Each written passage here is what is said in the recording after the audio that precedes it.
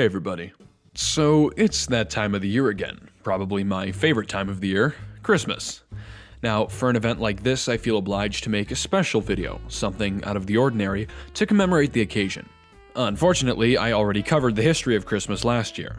Considering that's my go-to, I had to think a little harder this time around. But fortunately, this time, it's not just me. You see, a major part of the Christmas season is getting together with friends and sharing a sense of community. As such, today I am joined by a bunch of other people to review a movie that we all hold in very high regard. This is the KRB Christmas Special.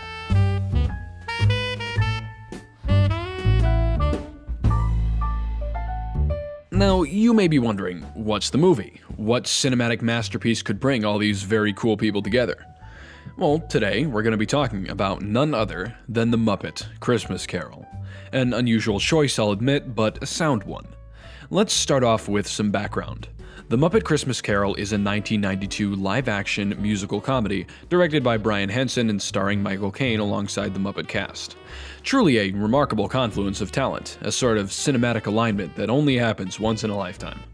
The film was released to positive reviews and moderate critical acclaim in the 1992 Christmas season, and has since become a staple of holiday movie viewing.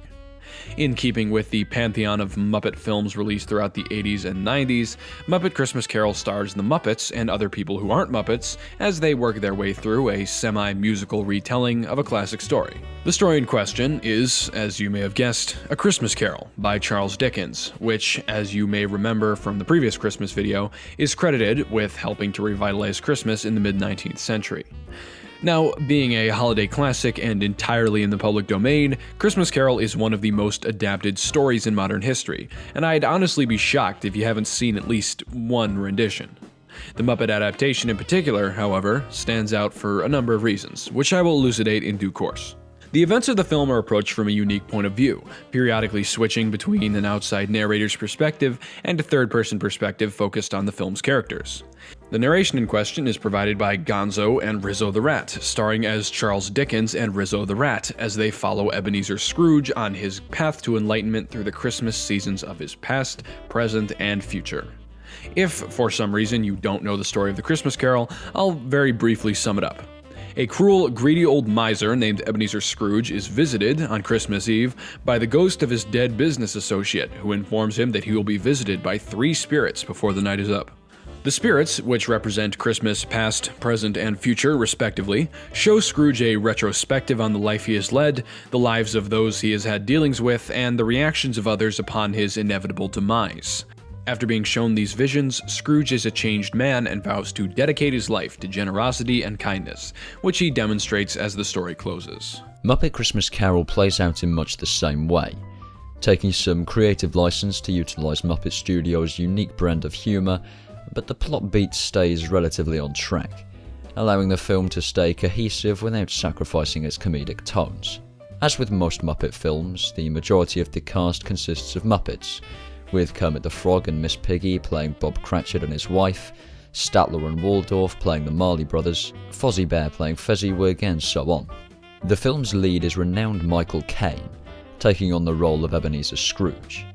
In general, Muppet films have been able to strike a solid balance between human actors and puppets, and this film is no different. However, Caine's performance as Scrooge adds a new dimension to the matter. You see, unlike most of the Muppets, Caine plays the role completely straight, as if the film were a dramatic interpretation.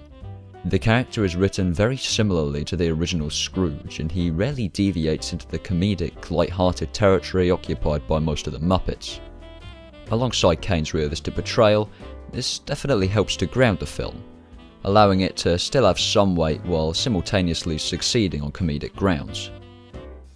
In fact, one of the film's most redeeming qualities is the fact it knows when to hold and when to fold, so to speak. It's written with a remarkably good perspective on when to proceed with the development of the story and when to sidestep for a joke, and the film never feels like it's been derailed by any single piece of creative license.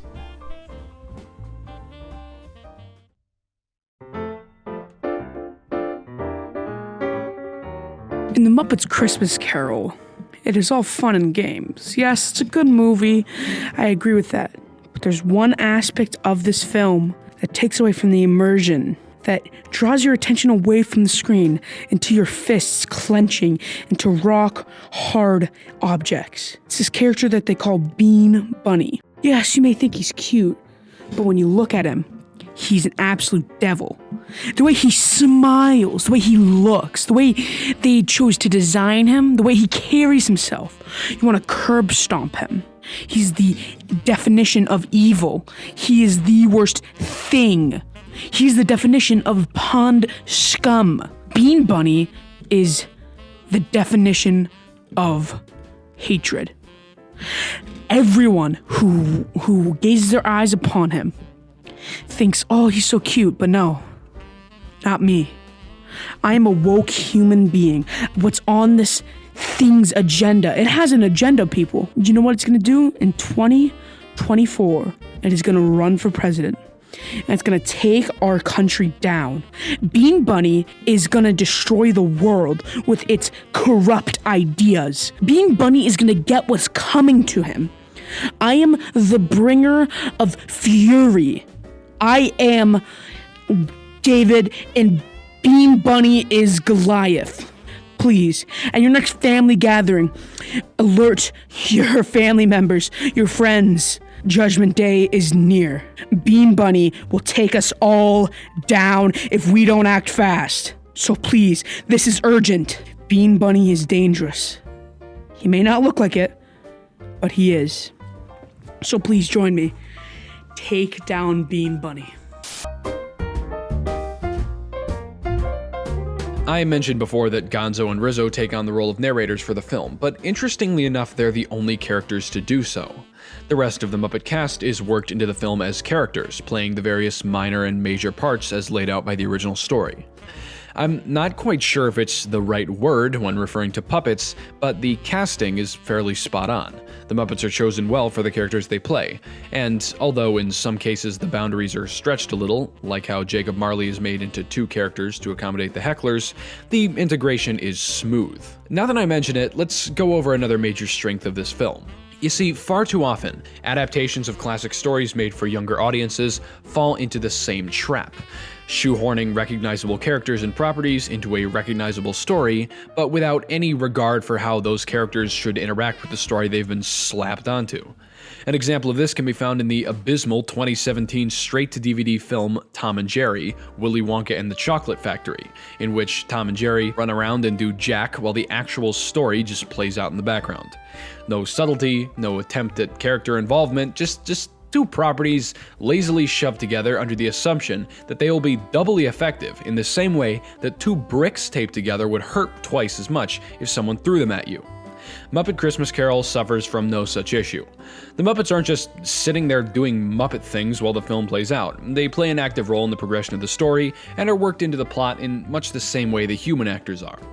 In this way, Muppet Christmas Carol functions as a model for how to properly fit recognizable characters into a reimagining of a classic story. Now, I also mentioned earlier that this film was a musical, as most Muppet films are, and the film certainly doesn't skimp out in this department either.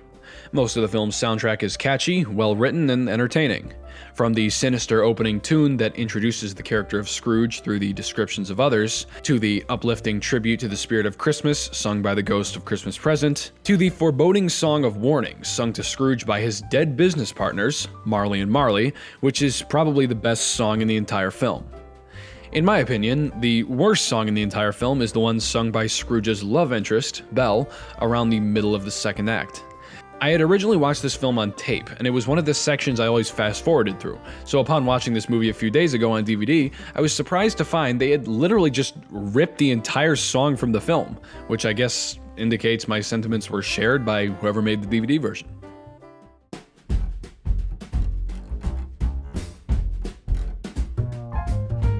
Eventually, during the night of Christmas Eve, Ebenezer Scrooge is met with his two past business associates, Jacob and Robert Marley, who have passed away.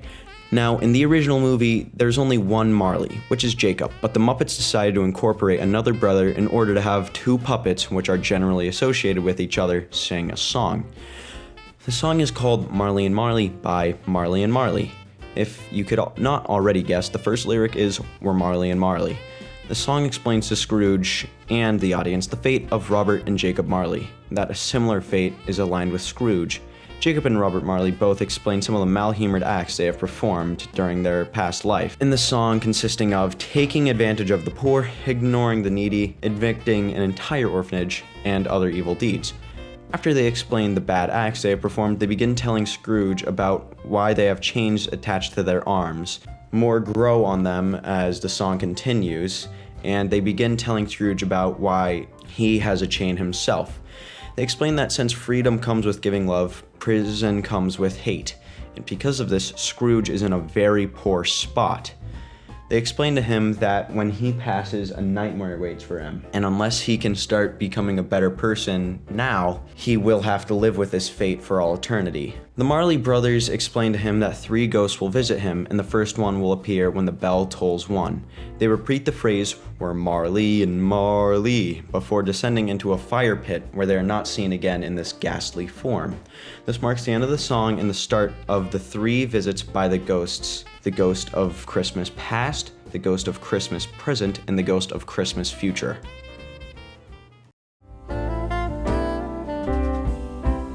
Now, of course, this film isn't perfect. The pacing is a bit off at several points, and at some other points, characters show sudden and jarring changes.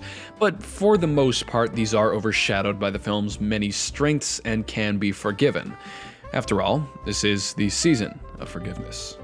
The Muppet Christmas Carol succeeds in most avenues it chooses to go down: a Muppet movie, a Christmas Carol adaptation, a Christmas film, and so on. And while I wouldn't go so far as to call this the best Christmas film ever made, it certainly has earned a spot in my yearly must-watch list for the Christmas season.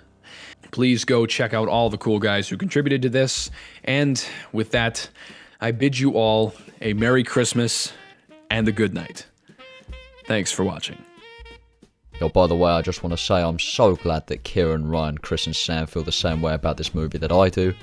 It's a fucking Christmas classic. It's a Wonderful Life and Muppet Christmas Carol are the top of the charts when it comes to Christmas movies. And I mean, arguably Muppet's Christmas Carol is ahead, based mostly on the fact that Christmas is only fully significant in It's a Wonderful Life at the end.